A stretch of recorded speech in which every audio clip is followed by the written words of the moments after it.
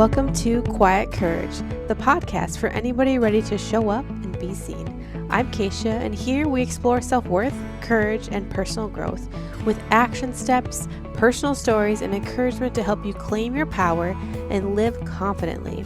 Remembering your worth isn't something you have to earn. Here, we practice living in it every day. So let's take small, brave steps together and start building the lives we've been dreaming of.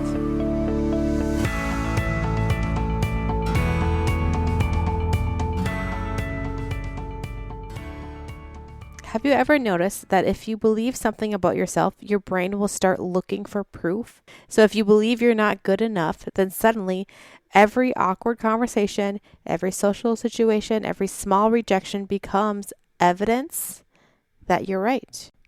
I didn't realize it at the time, but that was exactly what I was doing to myself for years.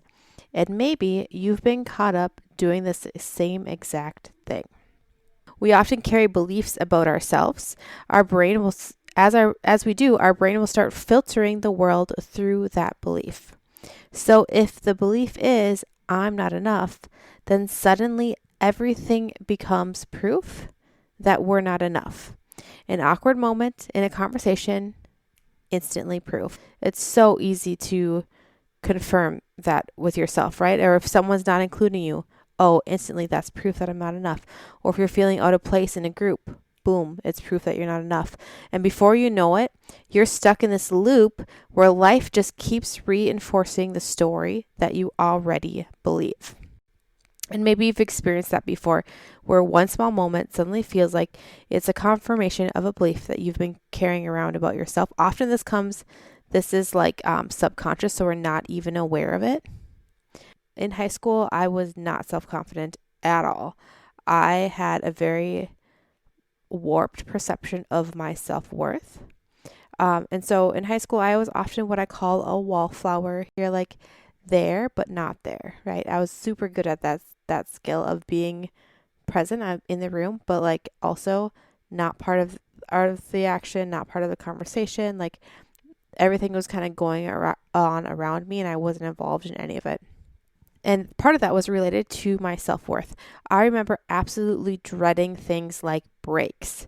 Like when the teacher would say, okay, like let's take a break for 5 minutes, go chat with your friends, and then we'll start again. Those moments I hated because everyone else seemed to have somewhere to go and I didn't. And sometimes I would awkwardly go sit near a group of people that I thought were nice, but I wasn't really part of the group. And maybe you've had moments like that too, where you're walking into a room and you feel like everybody already belongs somewhere and you just don't really fit in, right? And then every one of those moments became confirmation in my mind that I just didn't measure up. Somehow I wasn't measuring up. Looking back now, I can clearly see what was happening, but at the time I just felt like it was proof that there was something about me that wasn't enough. Another example is I wanted to make my friend group bigger, right? So another girl and I started spending time with this other group of people, and I was excited. I wanted some more friends, okay?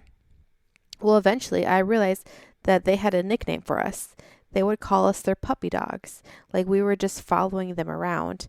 And I remember I was standing with this group of girls that I want to be friends with, and my other friend was walking towards us, and they're hand on their leg, like you know how you call a dog, and they would come on puppy, come here puppy, come on, come on, and that girl obviously couldn't hear, but so they're making this joke, and I remember that sinking feeling in my stomach. First of all, that was so mean to that other person who was just coming to hang out and be a friend, right? But then I knew in that moment, I was they're doing that to me too. And so it was times like that where that was a hurtful moment, but what made that story worse was what I told myself, what I pulled from that story. So instead of thinking oh wow, these actually really aren't my people, I actually don't want to be friends with people who are treating others this unkindly, I said, oh wow, this proves that I'm not good enough. They don't even want anything to do with being my friend, right? So the story that that I was telling myself. And maybe you've experienced something like this too. Moments where something someone said or did stuck with you and quietly became part of the story that you're believing about yourself. What I didn't understand back then is that our brains are incredibly powerful and they are great at confirming whatever belief you hold. Okay. So there's a part of our brain that helps filter information. Otherwise, we'd be operating in overload at all times. Okay. So it decides what we notice and what we ignore. And so if you have a belief running the show that says, I'm not enough, your brain will find evidence everywhere that confirms that you're not enough. Okay.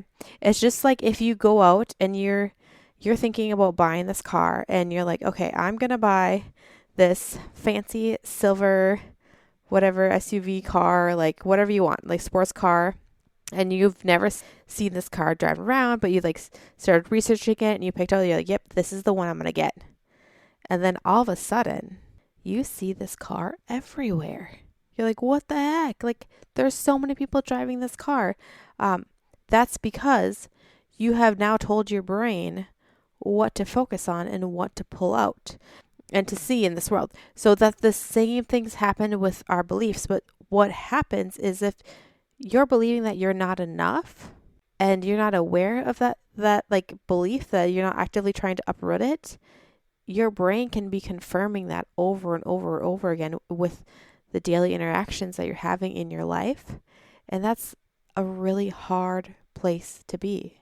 Because when that story takes hold, it can feel like life is constantly proving it to you. And if it's constantly proving that you're not enough, gosh, I've been there. Okay. It feels so like such a low moment when you're just like at your core being, you just want to be enough.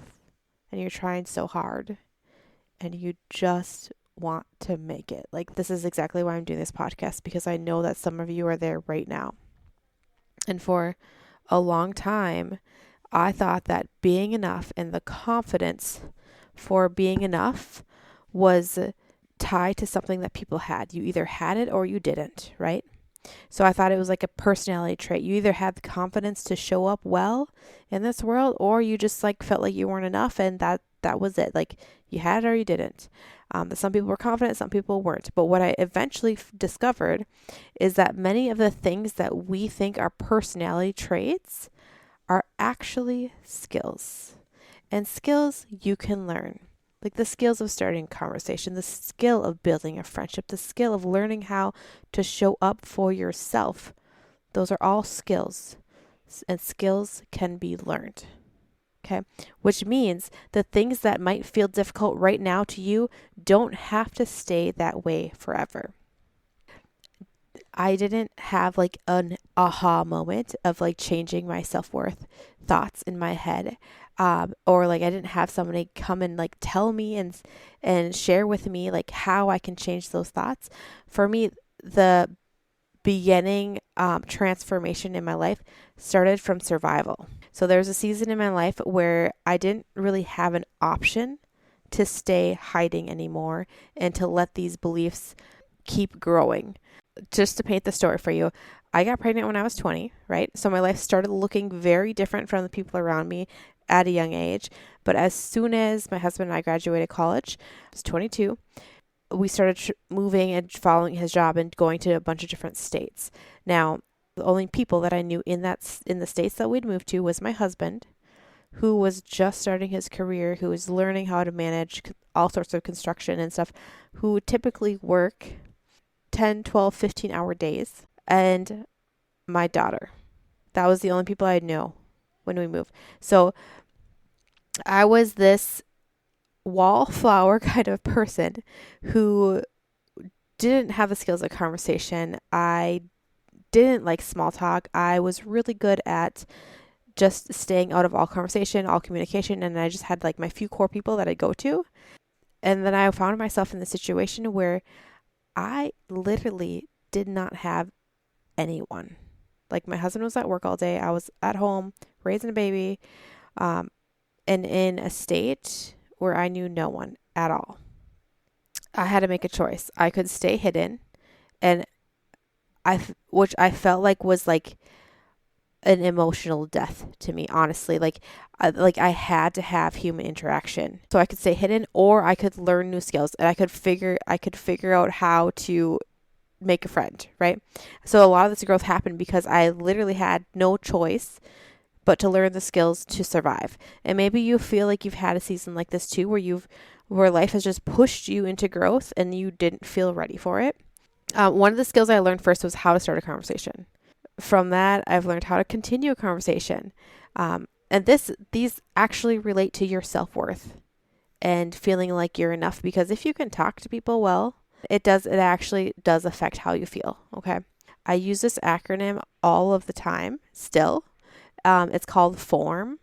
So first you talk about family, then you talk about occupation, then you talk about recreation, and like motivation or their message, like something like as you go down this acronym, the conversation gets deeper and deeper and deeper, and that's kind of like what I ask people still to this day.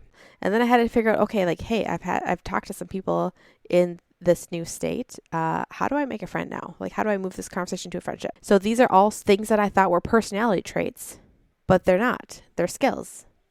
Just like thinking, oh, I just don't have a lot of value. I'm just like beneath people. That's not true. You just haven't learned the skills yet to show up fully in who you are, right? And to be confident in that. Looking back, it took me about 15 years to learn a lot of things that I had wished somebody told me sooner. I had to learn that my worth wasn't something that I needed to earn, but I also had to learn to speak up. I had to learn how to have conversations, how to stand in who I was, how to stop hiding, and how to grow the skills that allow you to show up well in the world.